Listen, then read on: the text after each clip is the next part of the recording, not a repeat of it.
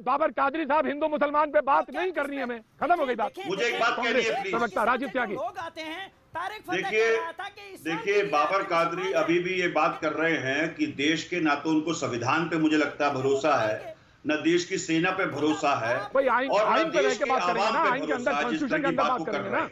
मैं बहुत स्पष्ट कहता हूं, मेरे राजीव प्रताप रूडी जी के वक्तव्य से 10 मतभेद हैं। मैं निश्चित रूप से राजीव प्रताप रूडी जी को साधुवाद दूंगा। उन्होंने कहा कि देश में सीज फायर वायलेशन बड़ी है, और निश्चित रूप से बड़ी, इसमें कहीं को दुराई नहीं। वो डिबेट किसी और दिन कर लेंगे। आज सेना के जवान शहीद हुए हैं, सेना के जवानों की शहादत के दिन भी यदि हम राजनीति करेंगे और उसको हिंदू मुस्लिम में बांटेंगे तो कैसे हम देश को आगे बढ़ाएंगे? मैं पूछना चाहता हूं।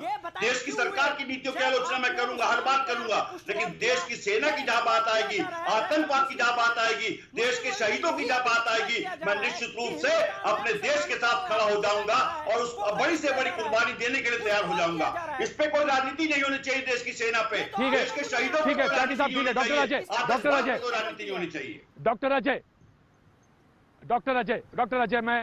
अजय मैं आपके पास आना चाहता हूं, माफी भी चाहता हूं।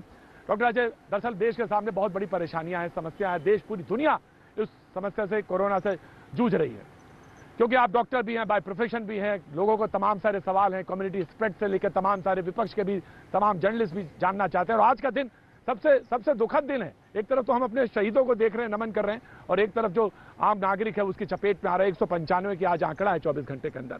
तमाम सारे सवालात हैं। अब इन सवालातों के बीच में शराब की बंदी, उसके बाद खुलना, उसका और खुलने के बाद सोशल डिस्टेंसिंग के सारे परकच्चे उड़ जाना, तो इन मुद्दों को लेकर जनता भी जानना चाहती है। आपने भाई शराब की दुकानें अगर खोल दी तो ये फिर क्या हुआ? सोशल डिस्टेंसिंग के तो सारी स्थितियां तो आपने देख ली कैसे रही, तो ये फिर क्या हुआ, इसके मायने क्या हुए? डॉक्टर अजय।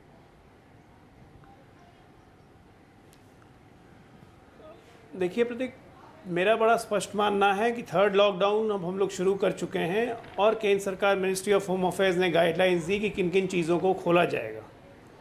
अब ये केंद्र और राज्य दोनों की जिम्मेवारी है कि इन चीज़ों को खोलने से अव्यवस्था कितनी बढ़ेगी और उस अव्यवस्था को सुधारने के लिए सरकारों को क्या करना है। तो ये सबकी जिम्मेदारी है। ऐसा नहीं है कि आज शराब की दुकान पे भीड़ मची इसलिए पहली बार हम ये देख रहे हैं।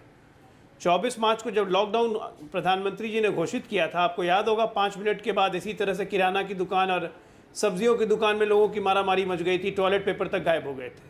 तो ये पैनिक क्रिएशन होता है, लेकिन इस पैनिक क्रिएशन का मैनेजमेंट तमाम सरकारों को, राज्य सरकारों को करना पड़ेगा, क्योंकि लॉकडाउन को हम अब बहुत लंबे समय तक तो जारी रखेंगे नहीं।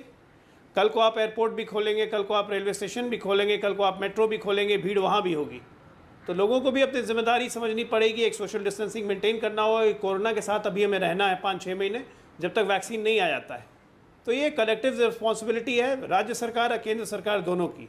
तो इसको सिर्फ एक शराब से जोड़ के नहीं देखना चाहिए। हालांकि मेरे प्रदेश में पूर्ण शराबबंदी है, हम लोग को इस तरह से कोई समस्या नहीं है, लेकिन खुलेगा तो हर चीज़ खुलेगी, एक के बाद एक खुलेगी। राज्य सरकारों को जिम्मेदारी ज़्यादा बढ़ जाती है कि वो केंद्र की गाइडलाइंस का कैसे अनुपालन करते हैं, और उसमें एक समन्वय बैठाना पड़ेगा। अजय जी, फिर लोगों ने, आपने सख्ती दिखाई, बहुत सख्ती दिखाई, लोगों ने उस सख्ती का पालन भी किया, घर पे भी रहे। अब इसका मैं आ रहा हूँ सैयद बाबर साहब, क्या हुआ? शराबियों के खिलाफ कुछ बात नहीं कर रहे हैं। कौन सा आसमान टूट गया, बताइए मुझे। तबलीगियों के खिलाफ आपने क्या कैंपेन चलाई, आप बताएं। मैं शराबियों के खिलाफ ही बात कर रहा हूँ, हुजूर आली। मैं हुजूर आली कहा, ये कौन सी बात हुई बाबर कादरी साहब? मैं शराबियों के खिलाफ ही बात कर रहा हूँ, ये कौन सी बात हुई?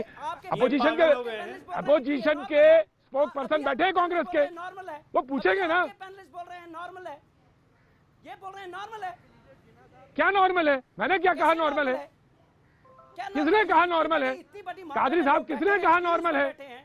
सोशल डिस्टेंसिंग का कोई ख्याल नहीं रखा जा रहा है, इतने लोग इन्फेक्ट हो रहे हैं। क्या कुछ लोगों को आपने देखा वहां पे, तबलीगियों को, तो उनके पीछे ही पड़े, इस्लाम के पीछे, मुसलमानों के पीछे। फिर जहां देखो मुसलमानों की पिटाई की। क्या करते हैं आप? हिंदुस्तान का क्या हाल कर दिया आप? देखिए कादरी साहब, एक बात, कादरी साहब आपको या तो मेरे बारे में नहीं पता, कादरी साहब या तो ममता,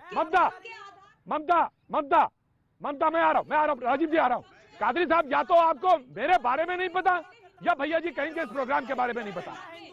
आपका इंटेंशन क्या है मुझे नहीं मालूम। राजीव प्रताप रूडी कुछ कहना चाहते हैं, मैं राजीव जी आ रहा हूँ। राजीव प्रताप रूडी कुछ कहना चाहते हैं? नहीं, राजीव देखिए, प्रताप रूडी, मैं प्रतीक साहब से इतना कहना चाहता हूं कि मैं जनरली मैं प्रतीक साहब ये कहना चाहता हूं कि ये कादरी साहब बैठे हैं और हम लोग अपने आप को केंद्रित कर लिए हैं इनके वक्तव्य के ऊपर।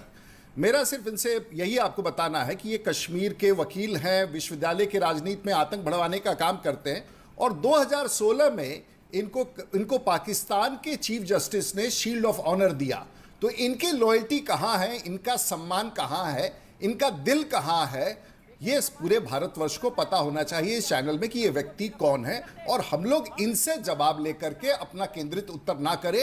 हमारे पास देश के भीतर विमर्श करने के लिए कोविड में बहुत सारे विषयों के बारे में जानकारी भी है और हम चर्चा भी करना चाहेंगे। त्यागी जी ने भी यही बात कही, बिल्कुल, मैं त्यागी जी ने भी यही बात कही। सही बाबर कादरी साहब, आप अगर पैनलिस्ट हैं, आप अगर कंट्रीब्यूट करना चाहते हैं, आप कुछ कंट्रीब्यूट करना चाहते हो तो अच्छी तरह से कंट्रीब्यूट करिए, वरना पैनल